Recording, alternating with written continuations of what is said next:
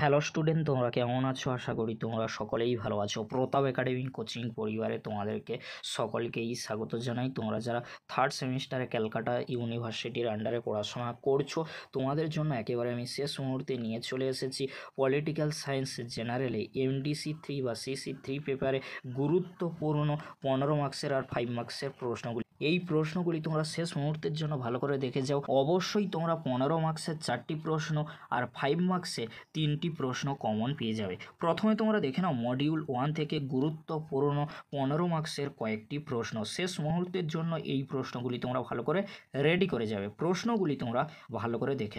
First প্রশ্ন, ভারত ও মার্কিন যুক্তরাষ্ট্রের মধ্যে সম্পর্ক লেখো।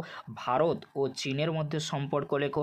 ভারত ও পাকিস্তানের মধ্যে সম্পর্ক লেখো। ভারত আর বাংলাদেশের মধ্যে সম্পর্ক লেখো। প্রশ্নগুলি কিন্তু 15 মার্কসের জন্য অত্যন্ত গুরুত্বপূর্ণ। নেক্সট প্রশ্ন কি রয়েছে তোমরা দেখে নাও। ভারতের পররাষ্ট্রনীতির বৈশিষ্ট্যগুলি আলোচনা করো। ভারতের পররাষ্ট্রনীতির বিবর্তন আলোচনা করো। 1947 থেকে 62 এবং 1962 থেকে 91, অর্থাৎ দুটি পার্টে তোমাদেরকে বিবর্তন কিন্তু লিখতে হবে পররাষ্ট্রনীতির ক্ষেত্রে। 1947 থেকে 1962 সময়কালে ভারতীয় পররাষ্ট্রনীতির মূল বৈশিষ্ট্যগুলি আলোচনা করো। পরবর্তী প্রশ্ন, আন্তর্জাতিক রাজনীতিতে চীন ও জাপানের গুরুত্ব আলোচনা করো। সম্মিলিত জাতিপুঞ্জের সাধারণ সভার গঠন ও কার্যাবলী আলোচনা করো।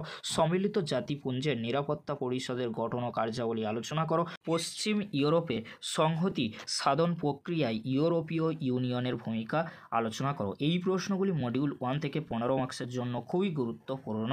কিছু এক্সট্রা প্রশ্ন রয়েছে মডিউল 1 থেকে 15 মার্কসের জন্য। এই প্রশ্নগুলি তোমরা দেখে নাও, যদি তোমরা পারো অবশ্যই রেডি করে যেতে পারো। এবারে তোমরা দেখে নাও মডিউল 2 থেকে গুরুত্বপূর্ণ 15 মার্কসের কয়েকটি প্রশ্ন, যে প্রশ্নগুলি অত্যন্ত গুরুত্বপূর্ণ রয়েছে। জোট নিরপেক্ষ আন্দোলন কাকে বলে? জোট নিরপেক্ষ আন্দোলনের মূলনীতি বা বৈশিষ্ট্যগুলি লেখো। ভারত ও রাশিয়ার মধ্যে প্রতিরক্ষা কৌশলগত সম্পর্ক আলোচনা করো। ভারত ও ইসরায়েলের মধ্যে সম্পর্ক আলোচনা করো। পরবর্তী প্রশ্ন, ভারত মার্কিন বেসামরিক পারমাণবিক চুক্তি সম্পর্কে আলোচনা করো। ভারত ও বিশ্ব ব্যাংকের মধ্যে সম্পর্ক আলোচনা করো। ভারত ও বিশ্ব বাণিজ্য সংস্থার মধ্যে সম্পর্ক আলোচনা করো। এই প্রশ্নগুলি মডিউল 2 থেকে অত্যন্ত গুরুত্বপূর্ণ 15 মার্কসের জন্য। এবারে তোমরা দেখে নাও মডিউল 1 আর 2 থেকে গুরুত্বপূর্ণ 5 মার্কসের কয়েকটি প্রশ্ন, যে প্রশ্নগুলি 5 মার্কসের জন্য আসতে পারে। তোমরা গুরুত্বপূর্ণ 5 মার্কসের প্রশ্নগুলি তোমরা দেখে নাও। ফার্স্ট প্রশ্ন, পররাষ্ট্রনীতি বা বিদেশ নীতি কি? পররাষ্ট্রনীতির প্রধান নির্ধারকগুলি আলোচনা করো। জোট নিরপেক্ষ আন্দোলন কি? ভারত ও রাশিয়ার মধ্যে সম্পর্ক আলোচনা করো। 1947 থেকে 64 খ্রিস্টাব্দ পর্যন্ত ভারত ও চীনের মধ্যে সম্পর্ক লেখো। বর্তমানে ভারত চীন সম্পর্ক আলোচনা করো।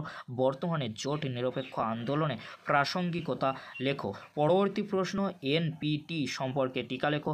ভারতের সঙ্গে জাতীয় সংঘের সম্পর্ক লেখো। ভারতের সঙ্গে ইউরোপীয় ইউনিয়নের সম্পর্ক লেখো। এই প্রশ্নগুলি খুবই গুরুত্বপূর্ণ। এই প্রশ্নগুলি তোমরা 5 মার্কসের জন্য আর 15 মার্কসের জন্য দেখে যাও। অবশ্যই তোমরা এখান থেকে সমস্ত প্রশ্ন পরীক্ষায় কমন পেয়ে যাবে।